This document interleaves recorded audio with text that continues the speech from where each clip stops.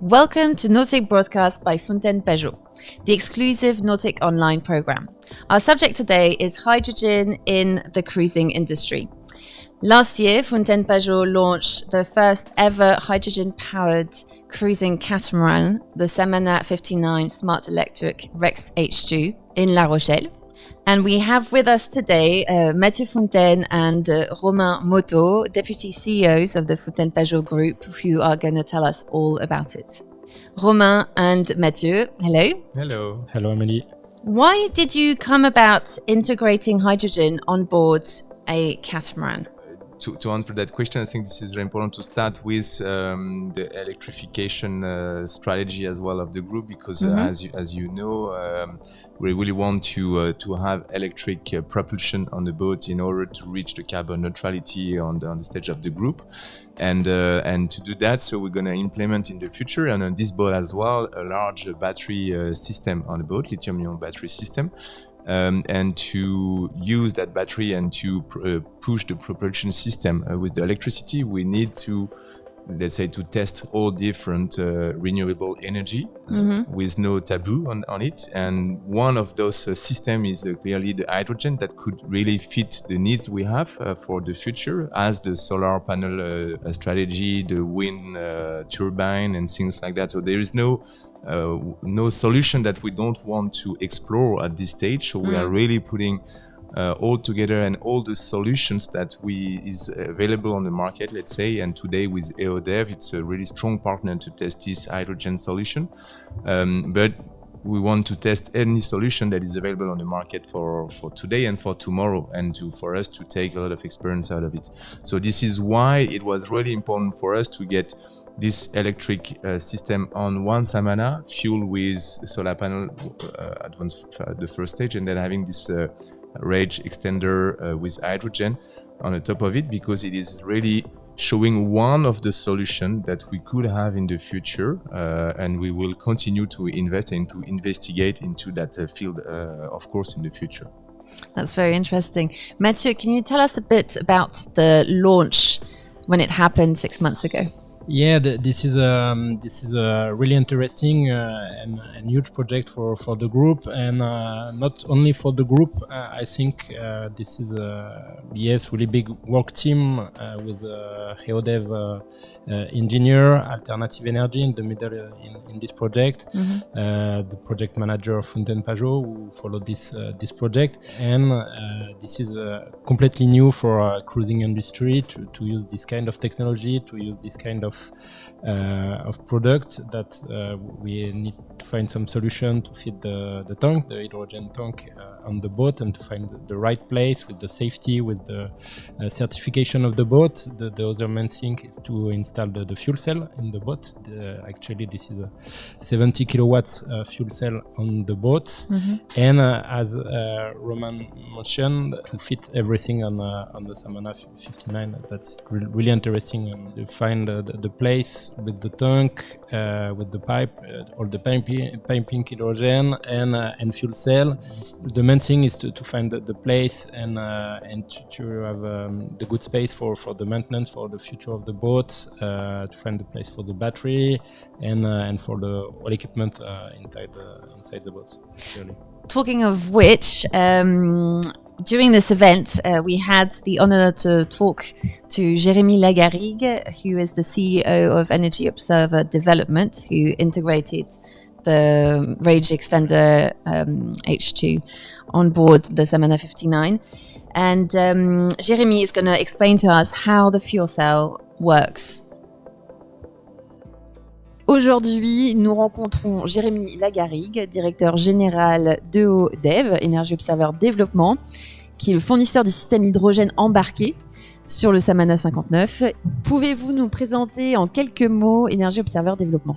Energy Observer Développement, c'est une société de 84 passionnés aujourd'hui qui ont pour vocation d'accélérer la transition énergétique en proposant des solutions innovantes et notamment valoriser l'hydrogène en énergie. C'est ce qu'on a aujourd'hui à bord du Samana 59 de Fontaine Pajot, un range extender qui transforme l'hydrogène et l'oxygène de l'air en électricité et en eau, ce qui sont deux éléments importants à bord d'un navire, sans aucune pollution et en ayant en plus la vertu de nettoyer de l'air, c'est-à-dire qu'on va capter les microparticules de l'air qui est brassé dans la pile à combustible.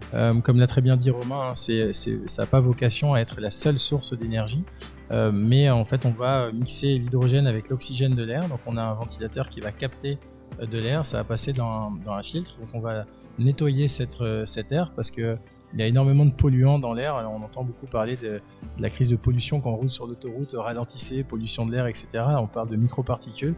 Et en fait, c'est plein de dioxyde, c'est plein de dioxyde de soufre, de zinc et plein d'autres, je ne vous ferai pas la liste, qui sont des dangers, entre guillemets, pour l'efficacité d'un système pile à combustible. Donc, ce filtre va nettoyer l'air et ensuite cet air va amener dans la pile à combustible de l'oxygène. On va injecter de l'hydrogène et ensuite c'est une réaction chimique entre l'oxygène de l'air et l'hydrogène qu'on va injecter qui va produire de l'électricité, de l'eau et de la chaleur. L'électricité, on va l'envoyer dans la batterie du Samana 59. L'eau, on va être capable de la valoriser pour remplir le réservoir d'eau du navire.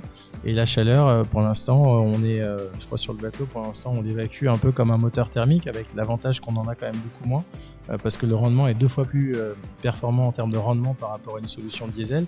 Mais on a pourquoi pas la vocation à court terme d'être capable d'intégrer un système de pompe à chaleur pour valoriser cette chaleur, pour faire du chaud ou du froid. Typiquement à bord du bateau Energy Observer, on avait fait valoriser cette chaleur pour le chauffage de bord du bateau. Et voilà, donc à la fin, on injecte de l'hydrogène et de l'air et on ressort un air encore plus propre, de l'eau, de la chaleur, de l'électricité et tout ça dans un silence total parce qu'il n'y a aucune pièce en mouvement. Donc ça amène une deuxième vertu, c'est qu'il y a une maintenance qui est beaucoup plus faible parce qu'il y a beaucoup moins d'usure. Et la seule maintenance qu'il y a à faire, c'est de changer ce fameux filtre qui vient capter toutes les particules, pour pas dire d'autres mots, qui sont dans l'air. Et c'est quelque chose qu'on peut faire à une main très facilement. Et donc ça aussi, la deuxième vertu, c'est qu'il n'y a pas tout l'aspect pollution, maintenance et coût de maintenance associés aux solutions thermiques avec les engins tournants. On pense à la vidange typiquement, c'est un peu un calvaire aujourd'hui dans les bateaux de faire des vidanges, de faire en sorte qu'il n'y ait pas des fuites de ces vidanges qui viennent polluer les environnements marins. C'est quelque chose qui avec une solution hydrogène n'existe plus et qui est beaucoup plus simple à réaliser. Donc c'est un système qui paraît très prometteur, mais j'imagine qu'il y a dû y avoir quand même pas mal d'enjeux pour intégrer le système à bord. Est-ce que vous pouvez nous en parler ? Sur l'incorporation, effectivement, il y a un enjeu de volume. Donc, on a énormément travaillé avec les ingénieurs et je veux dire qu'ils ont fait un boulot fantastique parce que quand on voit qu'il y a à peu près 1 centimètre de marge partout et qu'on voit la taille du bateau et ce que c'est que de gérer des intervalles de tolérance dans du composite, c'est clairement, ça montre l'orfèvrerie qui a été produit par Fontaine-Pajot. Donc, effectivement, il y avait certains gens de place. Le deuxième énorme boulot qui a été fait, et je dois dire que là, ça vient un peu de la vertu du catamaran, c'était de stocker les réservoirs. C'est un vrai enjeu dans le monde de la plaisance aujourd'hui, à quel endroit stocker l'hydrogène. Et c'est une des vertus de l'architecture du catamaran. Et la conception qui a été faite par Fontaine-Pajot est très smart parce qu'il n'y a pas d'impact sur la vie à bord. Et je pense que c'est une solution qui peut montrer un peu la voie pour d'autres chantiers s'ils veulent aller dans ce sens-là. Well, that technology sounds absolutely fantastic. Have you managed to inspire other people around you, Mathieu? Yes, clearly during this event, we organized a big event with all your suppliers and all the partners of the group, and we can share this amazing technology and this experience. And we discussed with all your suppliers of new technology and new development coming from this company. For an example, solar panel. We share a lot of detail and new technology in the solar panel, low impact solar panel. We had the same discussion with the wood and the woodwork on the boat, and we have a lot of different subjects with all these suppliers, and this is really interesting for the future because we really want to have this collaborative experience and collaborative work for our vision and for the future.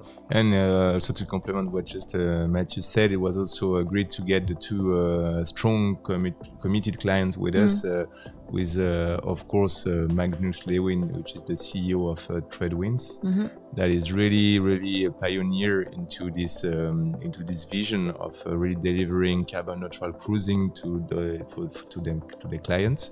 And really Magnus and Edis and the new management team for Tradewinds are really pushing us hard into that and saying, okay, now we need to improve, we need to go further what the industry is offering, because we are really committed to preserve the environment together in the ecosystem where we're selling with our customers. So it was really pushing hard. And we had as well Loïc Bonnet, the CEO and founder of Dreamio Charter, that is also himself and the company really committed to help us in buying boats, of course, that's the aim, but also to help us to test throughout a large implementation of those boats and solution around the coast and around the world, and pushing hard this new vision of boating. And so I think it was really nice to see on the side of the speech that everybody was sharing the ideas, solution, and it was a really inspiring moment in sort of really a nice feeling that we were all looking for this target all together. Thank you. You were talking about Magnus Leeuwen, who's the CEO of Tradewinds and a historical partner. Let's listen to what he has to say. Let's hear Magnus Leeuwen, CEO of Tradewinds. Magnus, can you please present Tradewinds? Yeah, Tradewinds is a yacht charter company with a twist, I would say. We did things a bit different when we started. We've been going for about 25 years, and we're using a model where we sell and offer a private membership, and then through that membership, they can come out to use all the boats and some properties also we have around the world at discounted rates. So it's a very different approach to chartering. What common vision brought Tradewinds and Fountaine Pajot together?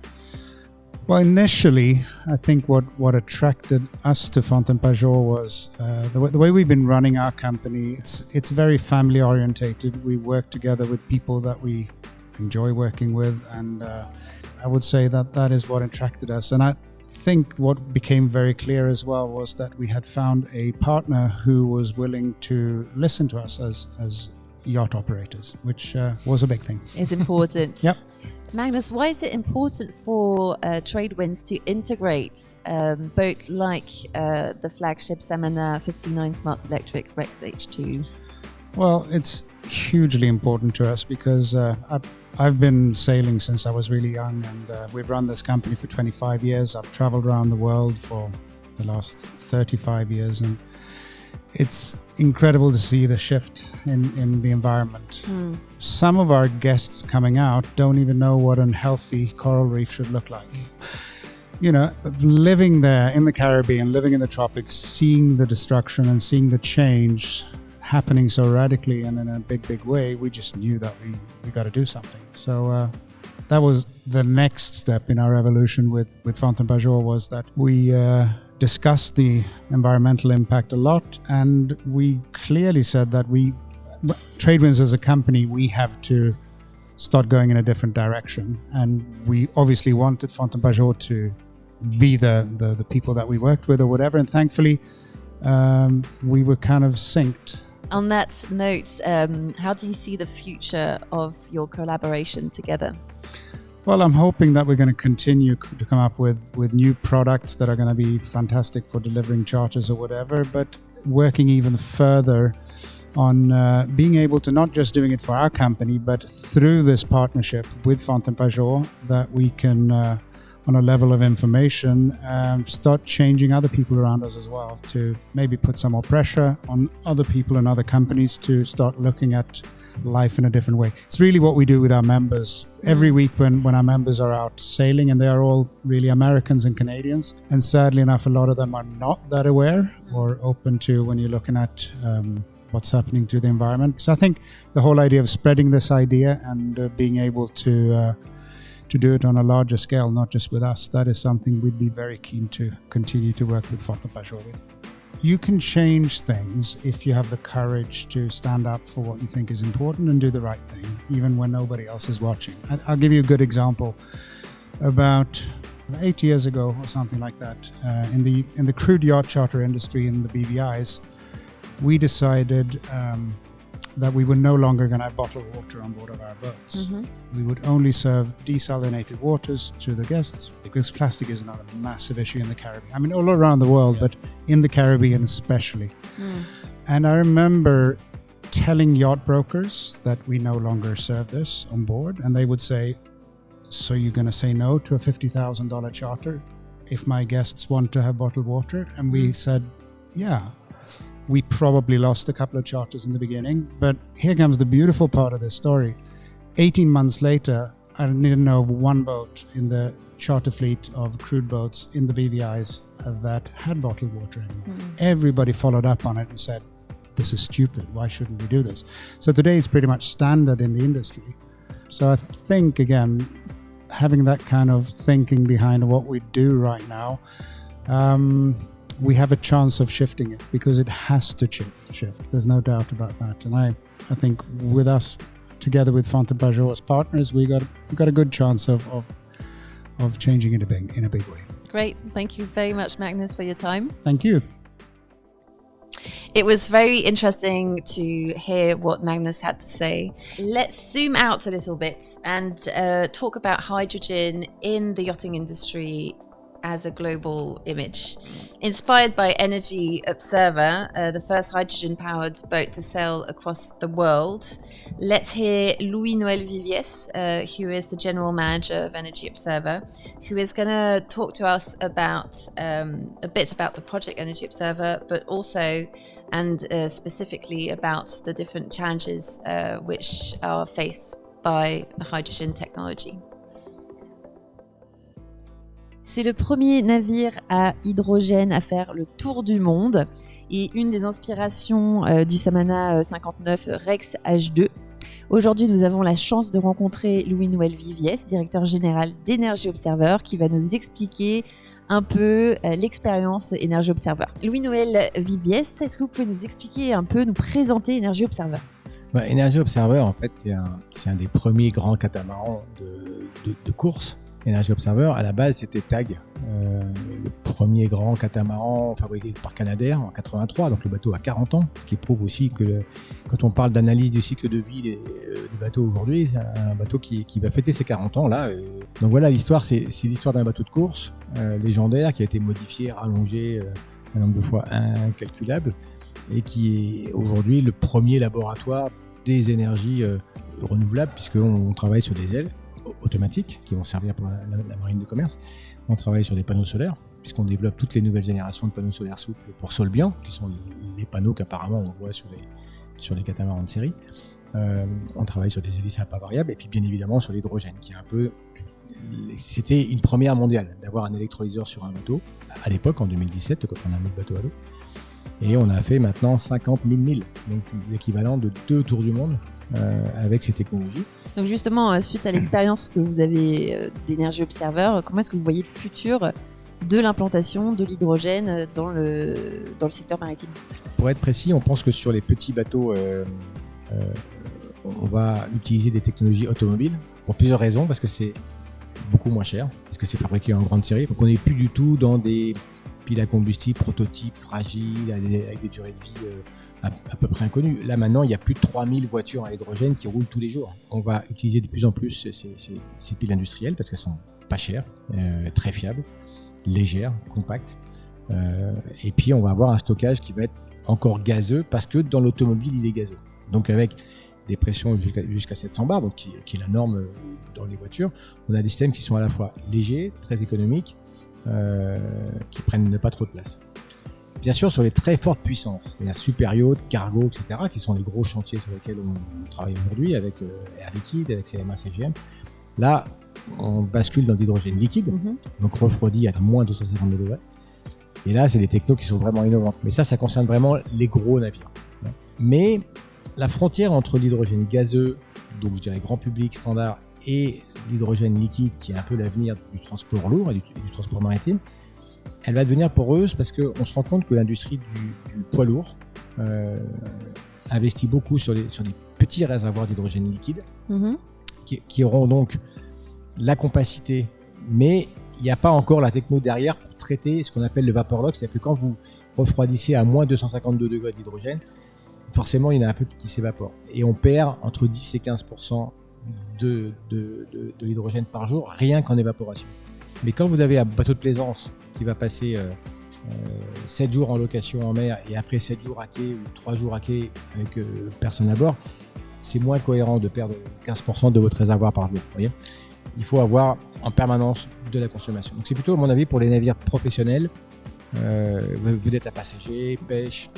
L'hydrogène liquide pour les navires professionnels et plutôt. l'hydrogène gazeux pour des bateaux type croisière comme le Somana 59. Voilà, je pense. Ouais. Et alors après, bien évidemment, aucun de ces bateaux n'a intérêt vraiment à produire de l'hydrogène à bord comme on le fait nous. Donc ils dépendent bien sûr du déploiement de stations à hydrogène dans les ports. Maintenant, de l'hydrogène, il y en a des quantités industrielles partout. Parce que vous savez que pour faire 1 litre de diesel, vous avez besoin de beaucoup d'hydrogène. Dès que vous avez une raffinerie, vous avez des quantités énormes d'hydrogène. Le problème, c'est le lien entre ces grosses quantités d'hydrogène, si possible, le plus vert possible, décarboné, et comment remplir le bateau. Et ça, c'est ce qu'on appelle un dispenser, une station, qui doit prendre cet hydrogène, le compresser à la bonne température et l'injecter dans le bateau. Ça ne demande pas beaucoup de place.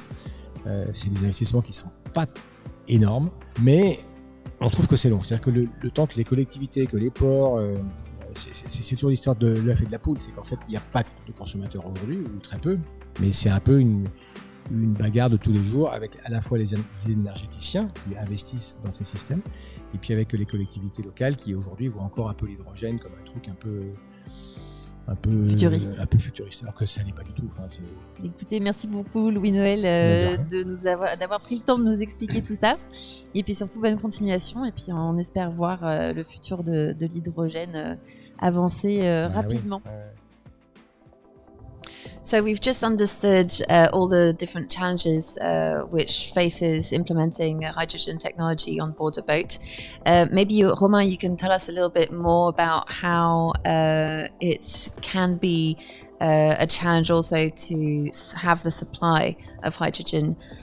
Yeah, in this project, that's really one of the main challenge that is now on the route for the development of this kind of solution in the different boats, but also for this one.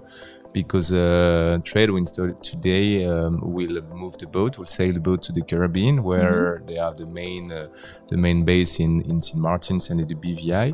But then now the main challenge is, of course, to get, as Louis said, green hydrogen on the island, but at least hydrogen to run this Rex extender on the boat, because if we have the vision, now we have the technology on board, we now have to have the supply on the islands, and to make sure that this is also a green hydrogen is, of course, something more than important in the journey of this kind of solution. But to be really straight into this kind of solution now on the boat, on the real boat that we are producing, we have the smart electric solution that works and that we can deliver, which is already a great movement forward into the decarbonization, because you have the batteries, you have the solar panels on the roof that really help to decrease the consumption of petrol and diesel on the boat.